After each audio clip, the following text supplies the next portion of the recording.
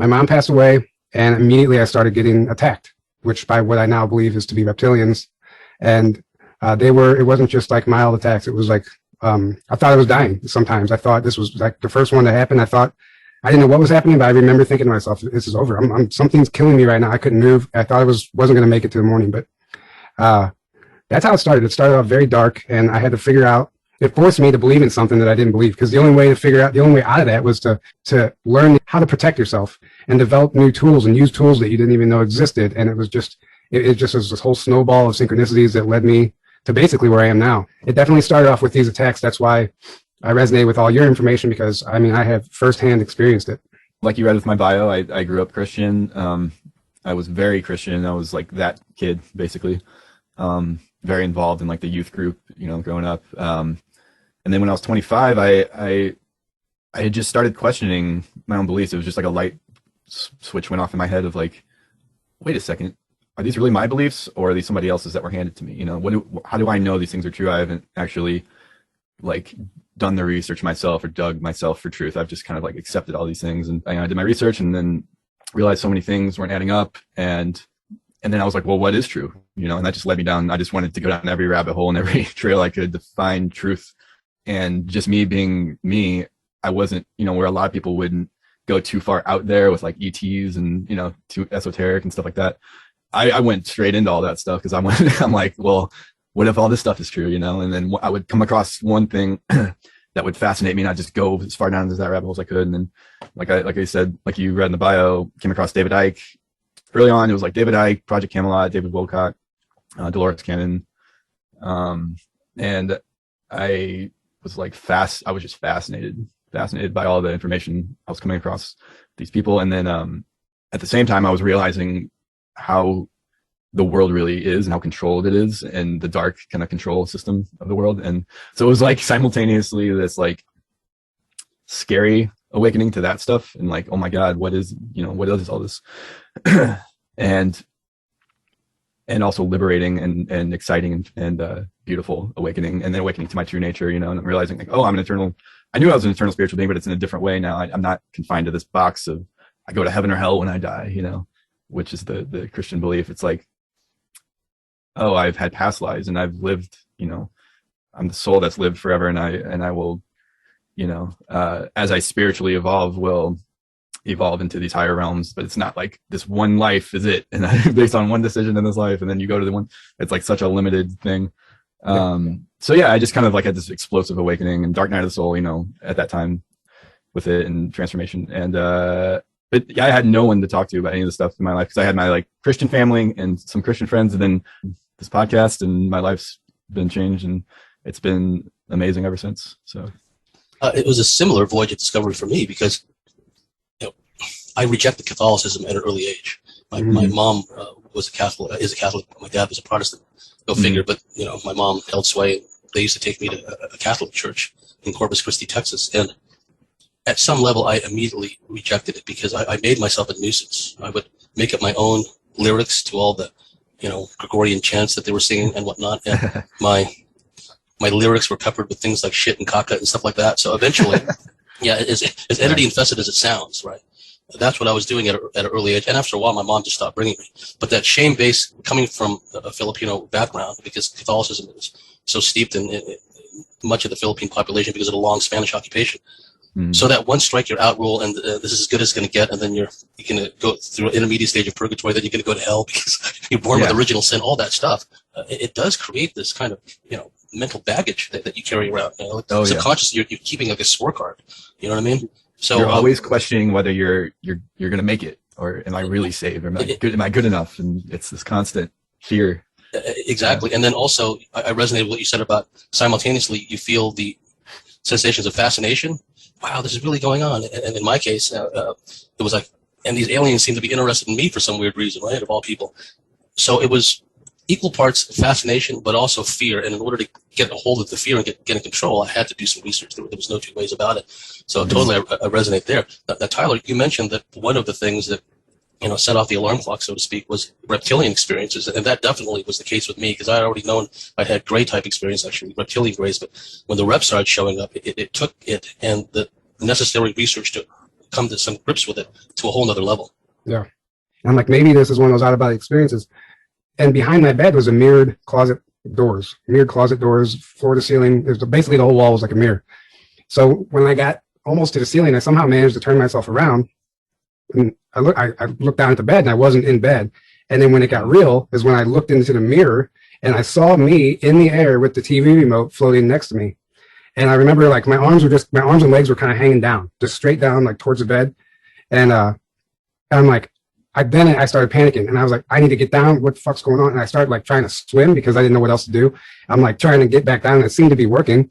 And I was like slowly getting closer to the bed. And as soon as I got closer to the bed, I was like flipped over, back around on my back. My arms and legs were crossed, and I was like pinned down to the bed. And I was paralyzed. I couldn't move. I couldn't scream for help. I couldn't hardly breathe.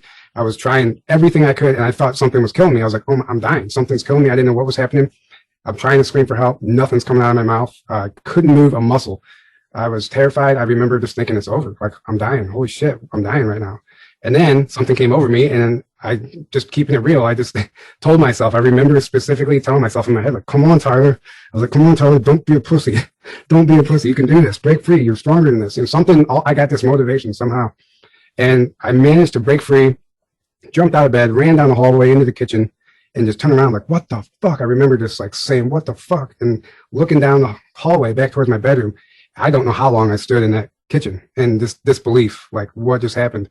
And I finally walked back down the hall, looked in the bedroom, and like I was scared to even what I might see, but everything's kind of seemed normal. I didn't fall asleep that night. I never did. I took off work the next day, and that was the beginning of a long run of these attacks. And it got intense sometimes. The similarities that we have also, because looking back, I really got into this when I was about 25, 26 years old. Because I come back from Germany, and then I had a series of experiences, and then I was probably in my 25th year by then, and then certainly by the time I was 26, I was really into studying everything I can get a hold of. And I went through a similar thought process, Aaron. One time, I was laying in bed, and I began levitating, being lifted off, but I screamed, unashamedly, I screamed. And I didn't know at the time. Funny how I would even have this as a thought process. Is this astral or is it physical? Either way, this sucks. You know what I mean? Mm-hmm. Because I kind of got clued in that I was astral because I couldn't hear my voice reverberating off the ceiling and the walls, from screaming. And on another occasion, I was unceremoniously dropped off. Stupid ETs or whoever had dropped me off a few feet from my bed, right? And I came crashing down. To me, that was where the twain met, where there's this extraterrestrial component and there's a conspiratorial component. They meet in the middle, right? Yeah. And for me also, part of my voyage of discovery and what motivated me, I don't know how, if you guys can relate to this, but it was the anger, quite frankly, because, all those years, all the tuition fees I paid in college, nobody told me, that space aliens come into your bedroom at night and take you away. Not once in science class, all these authority figures, and they make a point of ridiculing and debunking the subject. That irked me no end. When I realized that was going on also, my faith and belief in all these institutions just started to crumble right then. Is a block to learning, and the herding instinct because of the dogmatic indoctrination and the lobotomizing effect that the schools and the media have on this incongruent aspect to things, where I would be around these New Agers, and to them it's like, oh, we must never talk about anything negative like reptilians or alien abductions. That's just a fear-based perspective, right? Meanwhile, I'm saying to myself, well, you know what? Some of the experiences I had, they weren't exactly a champagne cruise. They really did suck at a conscious and a subconscious level. Didn't quite take it on board, but I didn't argue with these people either when they had that kind of New Age Pollyanna mindset. But what it did eventually was it strengthened in me this need to, look, I got to go with what feels right to me. There was a point where everything was going wrong. Everything was going wrong, and it wasn't until later I discovered that this is an attack. This isn't just going wrong because I'm doing something wrong. This is actually an attack, somebody trying to stop me from waking up, making life as hard as possible for me. So I just want to go back into that matrix, into that life. And it was a struggle for me. There were times where I'm just like, I'm going to the bar and having some beers with my friends. Screw this, but then you go back, you step backwards like that for a minute, and it's not the same. All of a sudden you're an observer now. You're looking at everything with new eyes, and you're like, holy shit. I'm looking at other guys make a fool out of themselves. I'm like, that's me. That used to be me. Like, holy shit. It was just like, because once you outgrow it, you outgrow it, when you try to go back, even if you try to, you can't ungrow when you've grown, Exactly. So you're already then you're seeing it from that, like you said, that perspective.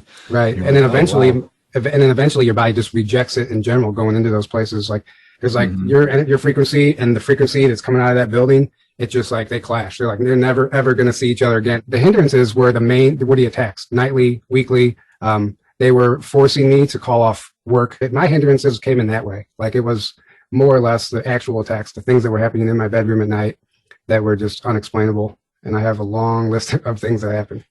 Well, sometimes what happens is they get us at both ends, as you just described, because sometimes I would wake up from a night of experiences and like, my body felt as if I'd run a marathon the night before. My legs, my thighs would be so stiff, my upper body, my arms just could barely get out of bed. And then to complicate matters, there was the archontic entity infested factor at work. Like some places I worked at, some of these people were so entity infested and it was just causing so much stress within me, right? And then I realized this is what the matrix is all about. So they got you, at both ends. And it's a trick to strive to just keep marching on. If you're going to fall down, fall forward, but at least keep going. Just 2 yards at a time. It doesn't matter. And one of the things that also helped me in my self-discovery process was, whether it was the good ETs, my guides, or someone, there was a number of psychic paranormal experiences I had. A number of inexplicable events happened, which really broke down my whole concept of what is real, what's not, what's reality, what's interesting how in medieval ancient times, even the common folk knew that we lived in parallel with all these unseen forces that can have a malign influence on our lives. And it was only because of this age of reductionism foisted upon us by these very same archontic forces that we're stuck in all these little bubbles and stuff where we can't see outside of the bubble. Even if they were family members, I could not allow them to manipulate me and lie to me anymore. Now there's a bunch of new agers around us, right? Around me. And eventually, I had to stick to my guns. I had to go with what felt right to me. I didn't feel like I was blessed by having these experiences. I had night terrors. So I had to go alone after a while. And see, that's another thing, because it's all about energetic emotional harvesting. We are emotional beings by nature. We are sexual beings by nature. So, these archontic beings, they're going to get their money's worth out of us, right? And so, I just wanted to throw it out there that part of my voyage of self-discovery was, like you just said, Aaron, I had to, come to a place of peace where I'm willing to go it alone for a while. I'm willing only to have a handful of friends instead of being part of this big herd, just so I could, be in sync with everyone else. Yeah, just to interject for a second. You forget that you have a public persona, that people like look at you a certain way. And, I forget all the time, actually.